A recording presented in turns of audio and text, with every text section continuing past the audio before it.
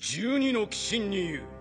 金と流行り病によってもし我が領土を守護し返答やいかに。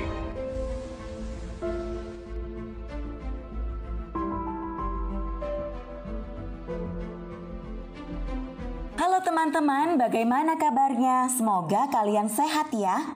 Lalajo Anime kali ini akan merangkum anime berjudul Dororo. Karakter utama dari anime ini ialah Hyakimaru. Ia anak dari Daigo Kagemitsu. Saat lahir, ia kehilangan beberapa anggota tubuhnya karena menjadi tumbal dari kesepakatan dengan para iblis oleh ayahnya. Daigo ingin memulihkan desanya yang dilanda krisis pangan dan wabah penyakit. Setelah kesepakatannya berhasil, ia menganggap anaknya sudah tak penting lagi. Namun sang ibu tetap ingin merawatnya walaupun keadaannya sangat menyedihkan. Lalu Daigo menyuruh bidan untuk membawanya. Karena merasa kasihan, bidan itu tidak jadi membunuhnya. Ia menyimpannya di sebuah perahu. Singkat cerita, seseorang menemukannya. Orang itu bernama Jukai. Ia adalah dokter yang membuat anggota tubuh palsu. Melihat anak itu masih hidup, ia pun merawatnya. 6 tahun kemudian, saat sedang melihat bunga, tiba-tiba muncul monster serigala. Tidak lama Jukai datang menyelamatkannya.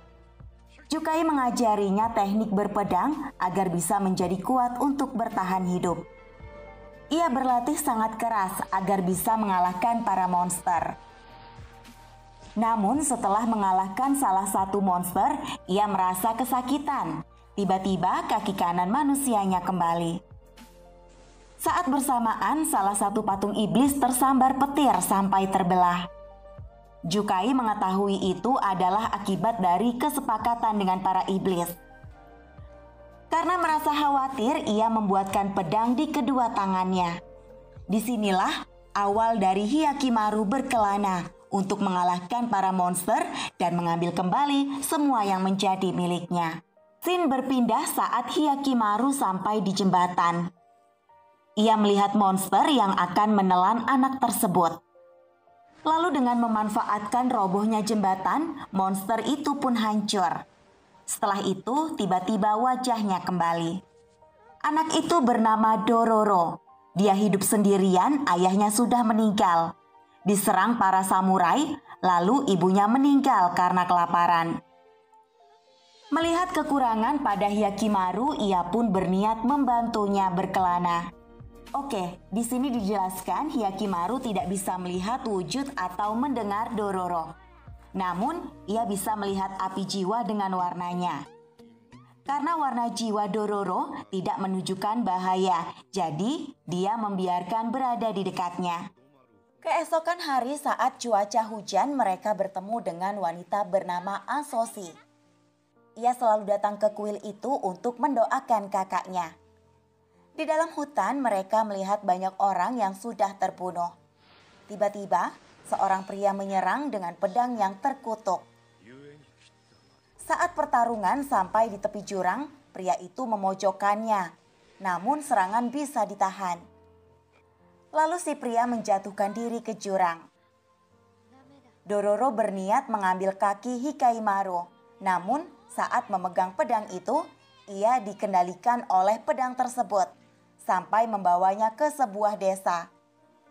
Akhirnya Hyakimaru menemukan dan bisa melepaskan pedang itu.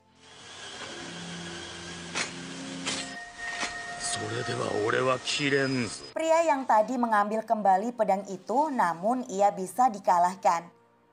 Di situ terlihat adik perempuannya sangat sedih. Dialah yang menemukannya saat di bawah jurang. Setelah mengalahkannya, ternyata telinganya kembali. Ia merasa kesakitan saat mendengar suara pertama kali. Telinga adalah indera paling mengejutkan di antara organ yang lain. Tiba-tiba monster datang menyerangnya karena tenggelam dalam arus suara. Ia sangat kesulitan. Lalu datang seorang kakek menyelamatkannya.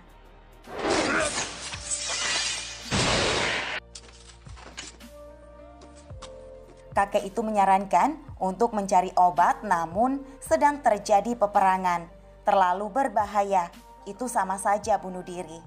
Keesokan pagi Hyakimaru mendengar seseorang bernyanyi. Karena penasaran, ia pun mencari sumber suara tersebut. Ternyata itu nyanyian dari seorang wanita bernama Mione. Lalu mereka diajak ke tempat ditinggalinya bersama anak-anak yatim. Saat si kakek berjalan di hutan untuk mencari tempat yang aman dari peperangan, ia merasakan hawa monster di sebuah lubang. Lalu si kakek menceritakan ada tempat kosong yang bisa ditinggali, namun monster kuat berada di sana. Tanpa pikir panjang, Hyakimaru menuju tempat tersebut. Ia berniat mengalahkannya. Setelah serangan mengenainya, tiba-tiba monster menyerang kakinya. Karena merasa sangat kesakitan, tanpa disadari suaranya kembali. Lalu si kakek membawa ia pulang untuk mengobatinya. Di tempat lain, anak kedua Daigo, yaitu Tahomaru, meminta izin untuk pergi ke pasukan Sakai. Namun Daigo menyuruhnya kembali latihan karena ia masih terlalu dini untuk pergi ke medan perang. Meskipun Daigo melarangnya, ia tetap bersikeras pergi dan ingin ibunya bangga dengan pencapaiannya. Saat malam, Mione dan anak-anak diserang oleh para samurai. Sebelum mati, Mione menyanyikan lagu yang biasa ia nyanyikan. Mendengar hal itu, Hyakimaru mengamuk dan menyerang pasukan tersebut. Lalu Dororo menghentikannya. Ia menunjukkan bibit beras yang Mione ambil dari perkemahan para samurai itu. Ia ingin membuat sawahnya sendiri. Setelah menguburkan mereka, Hyakimaru dan Dororo pun melanjutkan perjalanannya. Saat berjalan di hutan, Hyakimaru melihat monster laba-laba yang sedang menyerap manusia. Ia langsung menyerang lalu mengeluarkan orang itu. Namun ia tertangkap jaring, monster itu pun lari. Dororo mencoba mengejarnya, namun si monster sudah lari jauh. Di depan ia melihat sebuah desa. Mereka berdua langsung menuju ke sana. Monster yang terkena serangan memulihkan diri dengan mengubah fisiknya. Karena lemas, ia pun pingsan. Keesokan paginya seorang pria menemukan wanita monster itu. Pria itu bernama Yajiro. Karena kasihan, ia membawa wanita tersebut ke rumahnya dan membuatkannya makanan. Setelah itu Yajiro berangkat kerja mengangkut bebatuan di sana. Ia melihat ada longsor dan mengenai para pekerja. Namun penjaga tetap menyuruhnya bekerja. Tempat lain, Dororo melihat pengumuman. Karena banyak orang yang menghilang di sana, diumumkan siapa yang bisa menangkap pencurinya, ia akan mendapatkan hadiah. Dororo sangat bersemangat. Ia ingin mendapatkan hadiahnya karena ia berpikir monster laba-laba itulah pelakunya. Setelah malam, ia pun mencari monster tersebut. Namun ia tidak menemukannya. Karena lelah, mereka beristirahat di bawah pilar. Saat pulang, Yajiro melihat wanita itu semakin lemah. Ia berniat membawanya keluar dari desa melalui jalan rahasia. Lalu mereka berpapasan dengan Dororo yang sedang memburu monster itu. Mendengar suara wanita itu, Dororo mengetahui dialah monsternya. Namun Yajiro menghalanginya. Ia mengatakan dialah penculik orang-orang di desa. Ia membantu pekerja yang disiksa untuk kabur keluar desa. Tiba-tiba para penjaga datang untuk menahannya. Dororo meminta hadiah karena telah menemukan mereka. Namun penjaga mengatakan itu hanya pancingan saja. Saat penjaga akan menangkap mereka, wanita monster menyerap energi kehidupan orang-orang itu. Ia juga menahan Hyakimaru, lalu mengajak Yajiro lari. Setelah sampai di batu besar, Yajiro menjelaskan jika menelusuri jalan itu, maka dia akan sampai di wilayah lain dan keluar dari desa. Wanita itu ingin Yajiro pergi bersamanya karena ia berbeda dari orang lain. Tiba-tiba para penjaga datang menyerang mereka. Di sana Yajiro terkena beberapa anak panah hingga membuatnya terkapar. Wanita itu sangat marah dan menangkap orang-orang dengan jaringnya. Lalu Hyakimaru datang menyelamatkan mereka. Saat ia akan membunuh monster itu, Yajiro memohon untuk tidak membunuhnya. Ia rela memberikan energi kehidupannya untuk wanita monster tersebut. Keesokan pagi mereka melanjutkan perjalanannya. Di sana mereka melihat parade pengantin, namun wanita itu terlihat tidak senang. Tiba-tiba seorang anak memakai jubah serigala datang menyerang mereka. Dororo mencoba menghentikannya. Anak itu bernama Saru. Ia mengatakan perempuan itu adalah kakaknya. Mereka akan mengantarkan kakaknya menikahi monster. Ia menunjukkan awan hitam di atas desa itu adalah monsternya. Mendengar penjelasan Saru, Dororo bersedia membantu untuk mengalahkan monster itu. Namun ia meminta imbalan karena tidak mau kerja sia-sia. Anak itu memberikan emas yang ia temukan di sungai dan akan memberikan lebih banyak untuk Dororo. Setelah membuat penjaga pingsan, Saru mendatangi kakaknya. Namun ia tidak bisa pergi karena ingin menyelamatkan desa. Dia tidak ingin monster itu memakan semua termasuk adiknya Saru. Lalu Dororo juga menjelaskan jika monster itu punya mulut dan perut, maka bisa memotongnya. Tiba-tiba monster itu muncul dan menangkap dua penjaga tadi. Hyakimaru terdiam karena pandangannya dikelilingi tembok api yang jahat. Awan gelap itu adalah bagian tubuh dari monster itu. Untuk pertama kalinya, ia kehilangan penglihatannya. Saat monster itu akan menangkap Saru, tiba-tiba sang kakak mendorongnya dan membuat ia sendiri tertangkap. Hyakimaru kebingungan untuk menyerang. Lalu belerang menyentuh dari dalam tanah hingga membuat monster itu lari. Keesokan pagi, mereka berencana menjebak monster tersebut dengan memancing dia datang.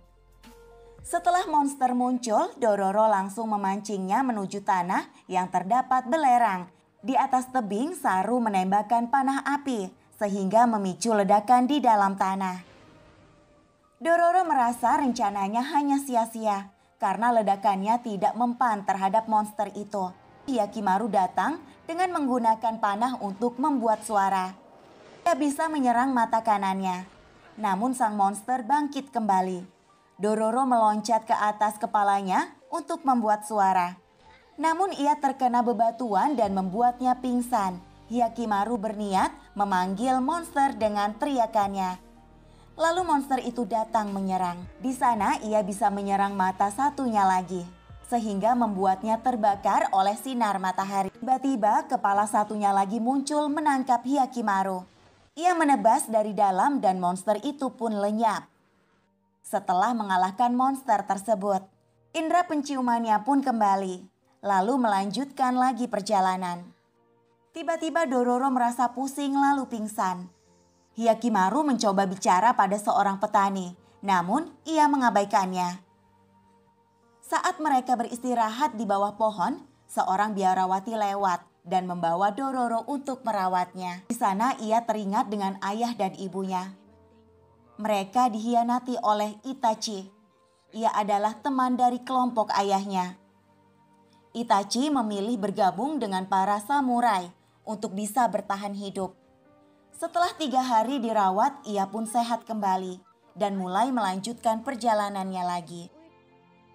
Di istana Daigo mendengar kabar bahwa anaknya masih hidup sampai sekarang. Ia memakai anggota tubuh buatan. Tanpa disadari ayahnya Tahomaru ikut mendengarkan keesokan hari di ruangan Daigo. Seorang pengawal mengatakan hasil panennya kali akan berkurang karena sudah 2 bulan tidak turun hujan. Dan juga klan lawannya sudah bergerak sembunyi-sembunyi di perbatasan. Ia bergegas menuju aula neraka. Di sana ia melihat beberapa patung iblis sudah terbelah. Ia melihat Hyakimaru dari sebuah asap. Tahomaru meminta Hyugo dan Mutsu menangkap suruhan ayahnya. Ia menanyakan apa yang diperintahkan ayahnya. Orang itu mengatakan untuk mencari seorang bayi dan bidannya. Saat Diago sendirian, Tahomaru menanyakan lagi, mengapa ia mencari seorang bayi. Apakah ada hubungan dengan patung Bosatsu tanpa kepala yang ibunya sembah? Daigo sangat marah. Ia mengatakan ini bukan urusannya. Mendengar perkataan ayahnya, ia pun pergi dengan perasaan kesal. Keesokan pagi di pinggir sungai, ia masih memikirkan perkataan ayahnya.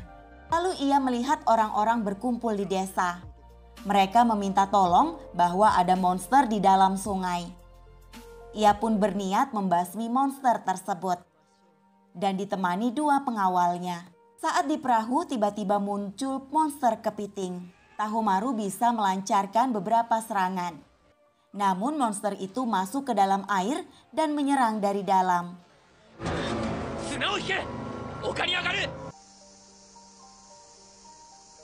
Mutsu menyarankan untuk meledakkan monster itu dari dalam. Ia meminta Hyogo untuk mengangkatnya. Ia melihat danau kecil. Setelah itu ia berencana membuat perangkap dengan menjebak monster ke danau kecil lalu menguras airnya sampai habis. Mereka bertiga langsung menyerang monster tersebut. Namun monster itu melempar batu besar ke bendungan kayu. Hal itu membuat bendungan hancur dan air pun masuk menenggelamkan mereka. Saat Hyugo akan termakan, tiba-tiba datang Hyakimaru menebasnya.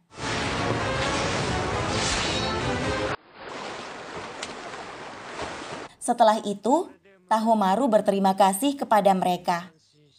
Di sana Hyakimaru melihat api jiwa Tahomaru. Ia merasakan adanya kesamaan.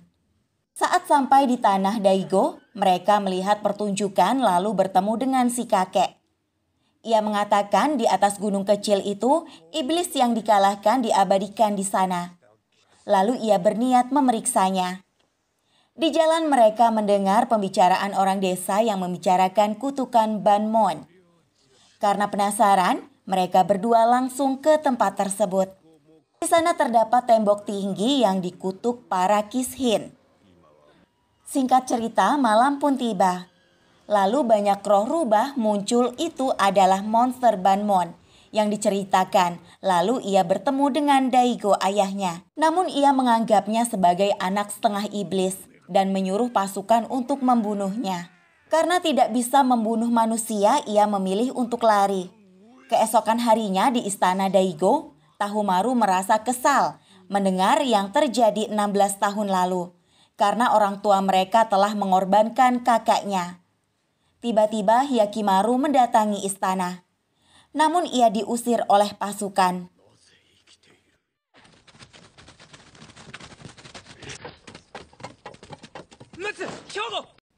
Shin berpindah ke tembok besar Banmon. Di sana klan Asakura dan pasukan Daigo memulai peperangan. Di hutan Hikaimaru mendengar suara peperangan. Ia pun langsung menuju ke tempat tersebut. Di sana ia melihat pasukan dan juga ayahnya. Lalu Tahomaru yang termakan perkataan ayahnya, ia berniat membunuh Hyakimaru. Saat pertarungan ia mendengar Dororo memanggilnya. Lalu bergegas menyerang roh rubah tersebut.